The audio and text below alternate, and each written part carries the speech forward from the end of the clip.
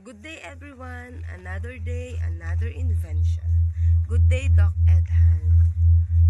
Nandito po ako sa harapan ninyo para i-present po sa inyo ang aking favorite invention. And my favorite invention is smartphone. Question number 1. What is the invention? One of the most influential inventions of the 21st century is the smartphone. It has brought many benefits to people's daily lives. Ang smartphone po ang pinaka-maimpluwensyang na-invento noong ika-21 siglo. Nakakapagbigay po ito ng maraming benepisyo sa mga tao sa pang-araw-araw na buhay. Number 2. Who invented it and when? IBM company led by engineer Frank Canova and IBM Simon as personal communicator is the one who invented it. Are the ones who invented and nai-release po ang smartphone noong taong 1992 and nai-public po siya noong taong 1994. Question number 3. What problem did it solve? Too many separate devices, but the smartphones combined all of these into one portable device. Marami pong devices ang magkakahiwalay, yun po ang naging problema nito and na-resolve po ito ng smartphone sapagkat pinag-combine po ni smartphone ang lahat ng device, ang lahat ng applications sa isang device. Question number 4. How does it affect the society today?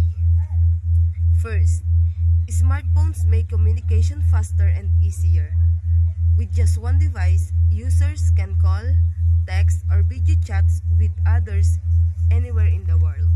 Bale, ang smartphone po is nakakatulong siya sa mabilisang pag-connect ng tao sa mahal niya sa buhay na nasa malayo sa kanya. Nagagamit po ito sa pagtawag, pag-text, at pag-video chats around the world.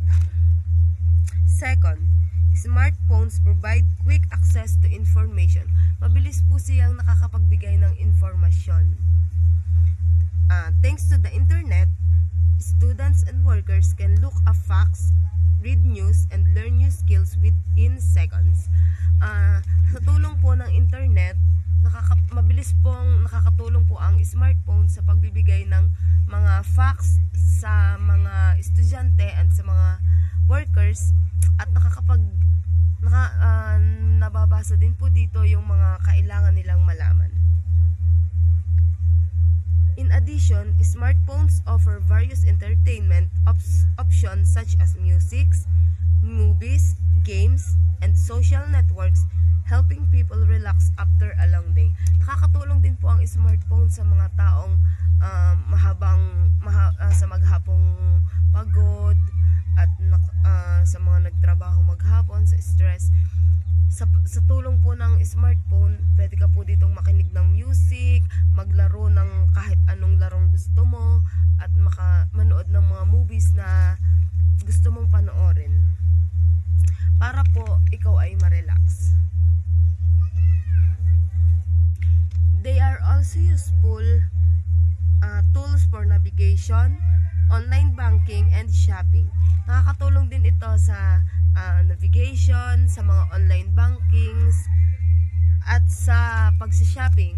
Dahil kapag halimbawang wala kang cash, pwede kang gumamit ng PayPal, PayMaya, GCash para ma-send mo yung payment mo sa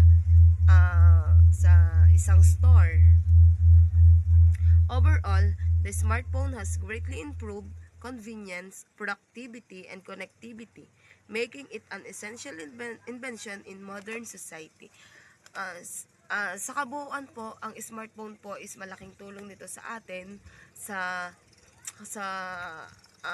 mga tao, para po magkaroon po ng connectivity and productivity and communication ang mga taong mahal nila sa buhay. And paalala lang po na huwag And paalala lang po na huwag masyadong magpapakababad sa cellphones dahil meron din po itong side effects na masama sa ating kalusugan.